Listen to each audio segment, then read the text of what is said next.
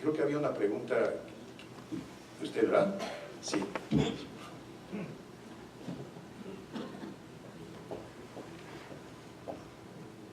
Buenas tardes, Santiago García.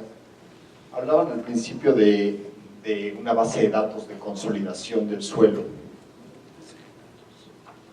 Y ¿no? Sí dijeron, ¿no? Base de datos de sondeos. Bueno, pero que van a poner una página… de hundimientos. Sí. Sí, de la consolidación. Sí. Bueno, Sí. y me recordó a que se va a tener que considerar ya, y el doctor Meli me podrá corregir, se va a considerar el efecto de la consolidación en el espectro para el diseño por sismo también. Mi pregunta es si se hace por esto esta base de datos, si se hace para unificar criterios, porque luego te llegan datos de dos consolidaciones totalmente diferentes para el mismo sitio, o ¿cuál es el objetivo de esta base de datos? Bueno, el objetivo del SIMO es presentar la mejor información que exista en un momento dado sobre el fenómeno del hundimiento y las condiciones piezométricas que existen en el subsuelo. En el pasado de esto nos puede hablar el doctor Reséndiz, los boletines de mecánica de suelos de la Comisión Hidrológica de la Cuenca del Valle de México nos daban una información muy fidedigna que se tomaba muy en cuenta por los diseñadores. Últimamente, si bien se ha seguido haciendo algunas nivelaciones, algunas mediciones piezométricas, la información ya no tiene la misma calidad, ¿no? Entonces, con el SIMO es lo que se pretende volver a evaluar, diagnosticar primero y corregir después, ¿no?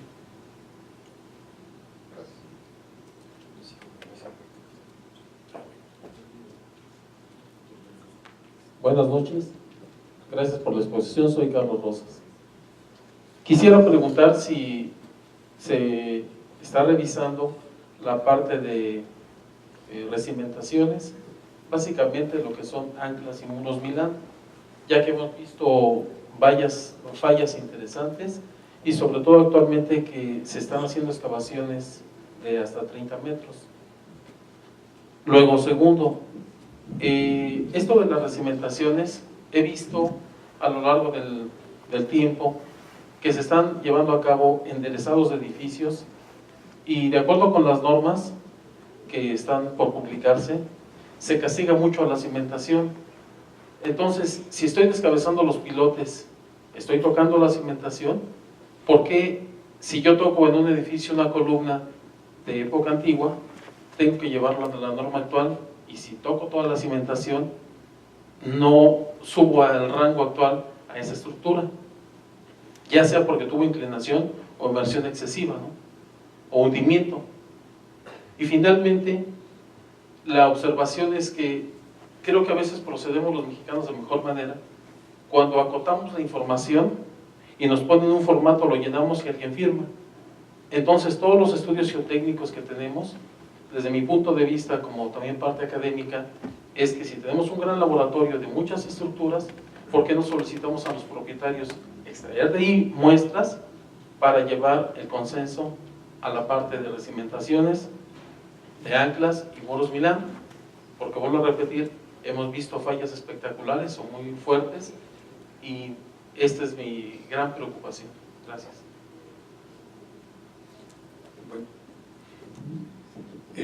Respecto del diseño de muros Milán y de anclas, discutimos bastante sobre ese punto, pero en concreto discutimos sobre dos temas específicos. En el caso de los muros Milán, los que están apoyados en el estrato resistente, ya sea a 30 y tantos o a 50 y tantos metros, hay de los dos casos edificios recientes y varios elementos así, ¿cómo se deben de diseñar esas cosas? Por ejemplo, eso no está claro ni está definido en las normas que presentamos hoy para ustedes. La verdad es que no llegamos a ningún punto de acuerdo, eso lo discutimos bastante. En el caso del diseño de las anclas, no estábamos preocupados tanto por el diseño, creo que eso es relativamente satisfactorio, sino más bien por la invasión que se tiene hacia los predios fuera del que estamos construyendo, ¿no? Y como tampoco llegamos a un acuerdo, pues también se quedó así. Es lo que le puedo decir de los muros de las anclas. Pero creo que está razonablemente bien cubierto en el reglamento, ¿no? O sea, no tenemos dudas al respecto. Si ha habido fallas y demás, pues, seguramente se verá por condiciones extremas o un mal diseño o una mala construcción, ¿no? Es lo que puedo comentar al respecto. En En el aspecto de recimentación, desde la versión anterior sí existe un capítulo de recimentación donde se dan lineamientos para las recimentaciones, en particular la consideración de que cualquier elemento que se agregue a la cimentación debe someterse a precarga, porque si no va a estar ahí de adorno, ¿no? Ese es un error en el que se ha caído mucho en el futuro, en el pasado, y pues creo que lo que está ahí sigue siendo válido, ¿no? Entonces, no es un tema que se haya olvidado.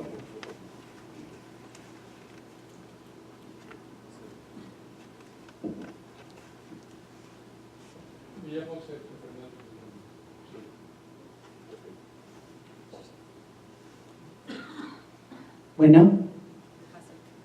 Gracias. Me llamo Sergio Fernández de Olmo. Un poquito de retrospectiva a 2 o 3 comentarios que escuché es, como bien dijo el doctor Reséndiz, se va a hacer un trabajo de exploración en cada uno de los estudios de mecánica de suelos, así que si encontramos características de una zona de transición en plena zona de lomas, reportemos que aún estando en zona de lomas, el suelo se comporta o tiene la estratigrafía o las condiciones de una zona de transición y hagamos la recomendación correspondiente al estructurista. Por otro lado, se hacía un comentario de que existe una serie de grietas o de zonas de grietas en la ciudad que, como decía el profesor Moisés, es difícil, aunque ya se está trabajando, es difícil definir con mucha exactitud cada una de las posiciones de cada una de las grietas. Pero nosotros como geotecnistas lo que podemos hacer cuando nos acercamos a una de las múltiples grietas dentro de esas zonas de agrietamientos es, ¿por qué no pensamos, si es una grieta enorme, que estuviéramos cimentándonos en un talud donde no estaríamos en una grieta, sino del otro lado de la grieta ya no hay nada? Hagamos consideraciones en función de esas grietas, del tamaño de la estructura que vamos a desplantar cerca, para que no nos tengamos que remitir a las normas para pensar en el comportamiento de una grieta. La grieta, si ha estado un principio básico de la geología, es que los hechos que ocurrieron en el pasado y en el presente seguirán ocurriendo en el futuro. Entonces, esa grieta no la vamos a detener. Y si requerimos llevar una estructura al lado de la grieta, bueno, consideremos que esa grieta va a continuar viva en el futuro.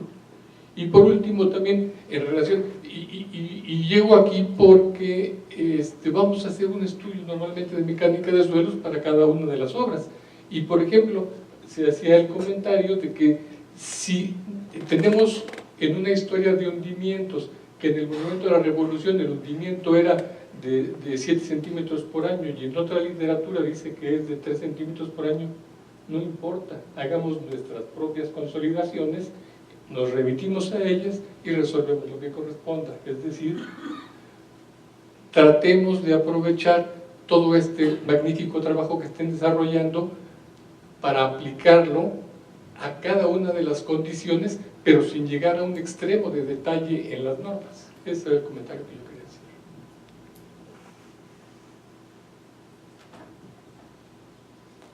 Muy bien, creo que ya nos vamos acercando al fin de esta sesión, pero Juan Paulín protesta.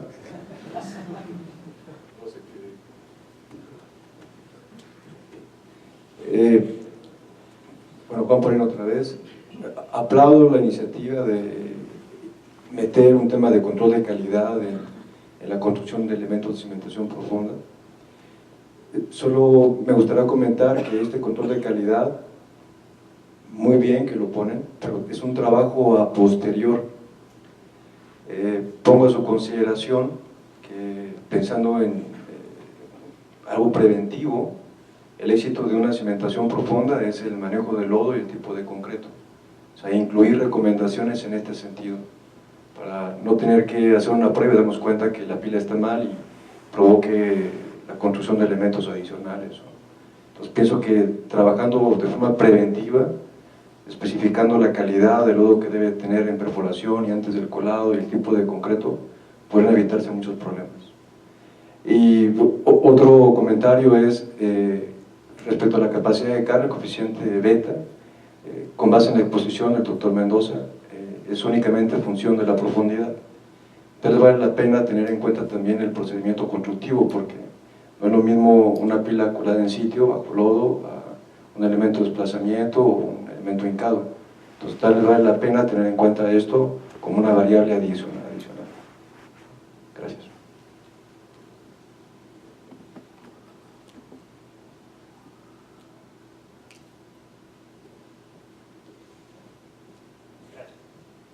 Sobre los pilotes que comentaban, que ya no hiciéramos diferencias entre los de fricción y los de punta, ¿nada más para el caso de la fricción negativa o sí ya vamos a poder considerar la capacidad de carga de los pilotes de fricción, que antes pues no las o diseñábamos para hundimientos? Esa sería mi pregunta.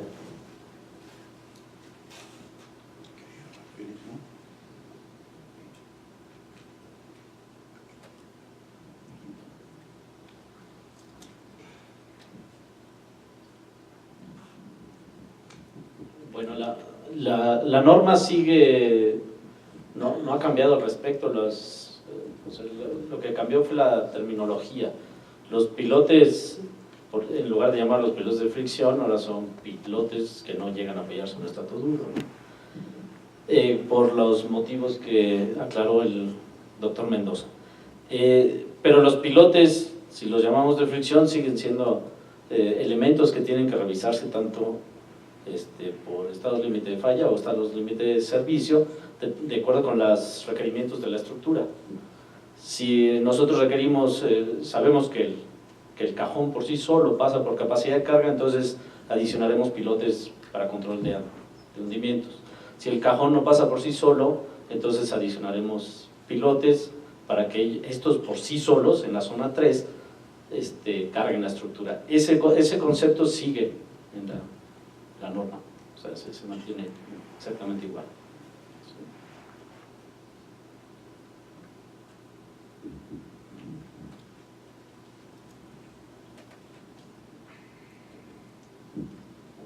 Muy bien, pues creo que ahora sí llegó el momento de agradecer a todos los participantes sus presentaciones, también al auditorio por las excelentes preguntas, y obviamente es un tema muy abierto, así que seguramente en foros futuros más se tratan de afinar. Quiero también agradecer al maestro Álvaro Pérez Gómez, que no sé si quiera decir una palabra de clausura o algo.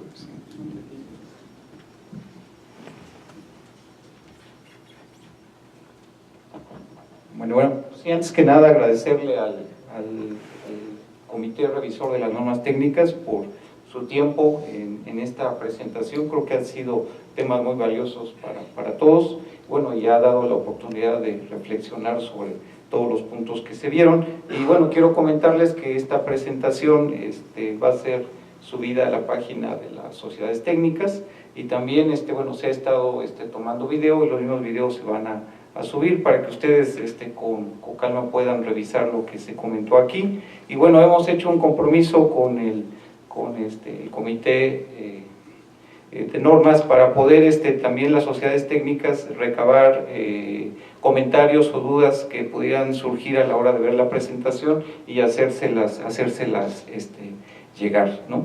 Y bueno, pues muchas gracias por su atención y por su tiempo, y en nombre de las tres sociedades técnicas agradecerles su asistencia, y también a nombre del Colegio de Ingenieros Civiles, y queremos invitarlos ya finalmente a un convivio, sí, ya aquí afuera, para poder, bueno, de alguna manera poder comentar algún otro tema. Y bueno, muchas gracias a todos y buenas noches.